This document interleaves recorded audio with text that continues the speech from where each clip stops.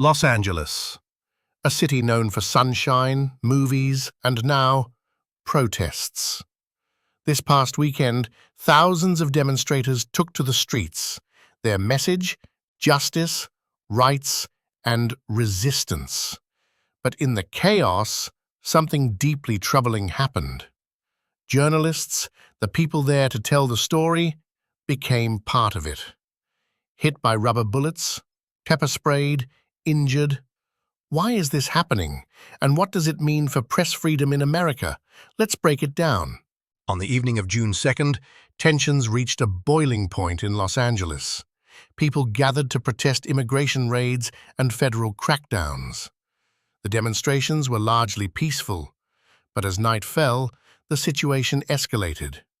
According to witnesses and footage, police used rubber bullets, pepper balls, and less lethal munitions to disperse the crowd. Caught in the middle of this confrontation were several journalists. Among them was Ryanne Mena, a reporter for the Los Angeles Daily News. She was struck in the arm by a round while filming on the sidewalk.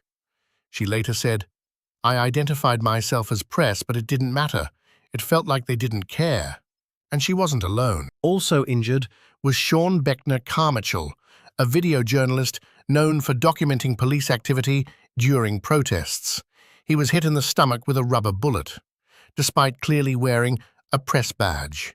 From Australia, Tomasi, a foreign correspondent for Channel 9, was left shaken after being shoved and threatened.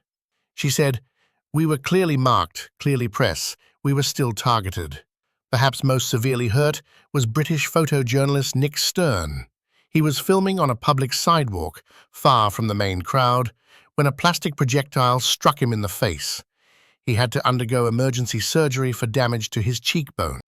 In recent years, and especially since 2020, the US has seen a shocking rise in violence against journalists, particularly during protests. According to the US Press Freedom Tracker, hundreds of journalists have been assaulted or arrested in the line of duty, and it's not just random. In many cases, law enforcement officers are the ones inflicting the harm. Both organizations condemned the LA incidents.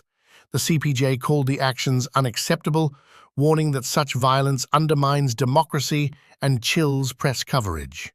When journalists are treated as threats, not observers, truth suffers. And when cameras are turned off out of fear, abuses go unrecorded.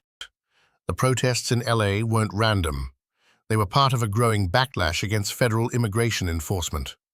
Recently, the US government authorized the deployment of around 2,000 National Guard troops to California, a move criticized by local leaders.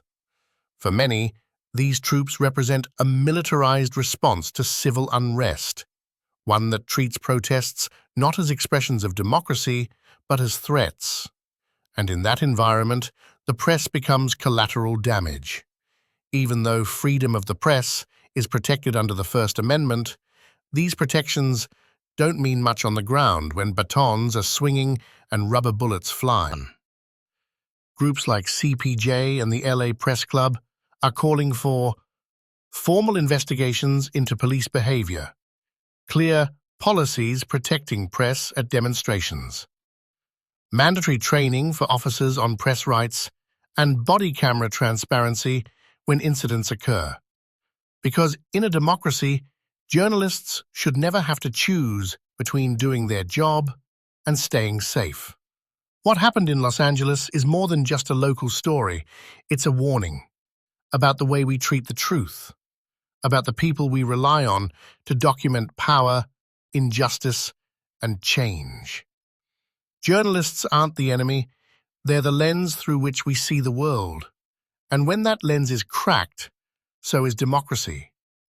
Like, share, and subscribe.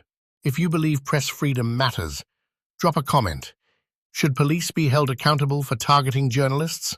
We'll keep watching, so you can keep knowing.